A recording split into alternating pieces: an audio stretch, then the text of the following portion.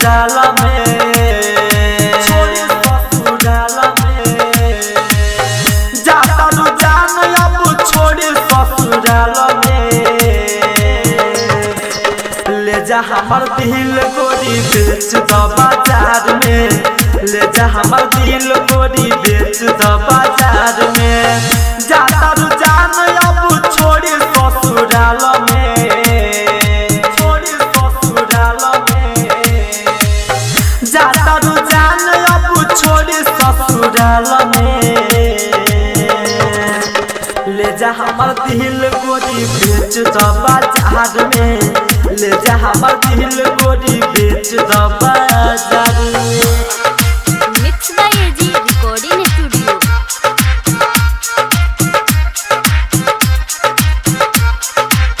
ले जा हमर दिल गोरी डीजे मनीष रक्सौल। बेच द बाजार में, ले जा हमर दिल गोरी बेच द बाजार में। तानी के घुंघटा के बैठी ह दुकानी, लिख दी ह दिलावा पर प्यार के निशानी, प्यार के निशानी, प्यार के निशानी। तानी के घुंघटा के बैठी ह दुकानी, लिख दी ह दिलावा पर प्यार के निशानी। खुश रह पियावा के तू ससुराल में, खुश रह पियावा के तू ससुराल में। ले जा हमर दिल गोरी बेच द बाजार में, ले जा हमर दिल गोरी बेच द बाजार में।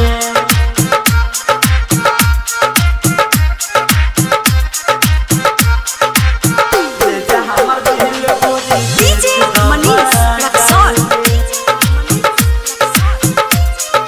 बेच द बाजार में, ले जा हमर दिल गोरी बेच द बाजार में। सुबह से बैठल कर दीह शाम हो, कहत रोके जखम जय राम हो, जखम जय राम हो, जखम जय राम हो। सुबह से बैठल कर दीह शाम हो, कहत रोके जखम जय राम हो।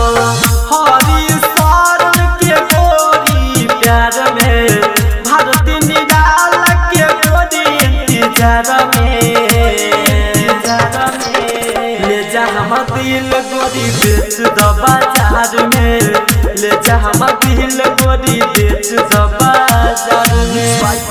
एजी रिकॉर्डिंग स्टूडियो रोशनपुर सपहा।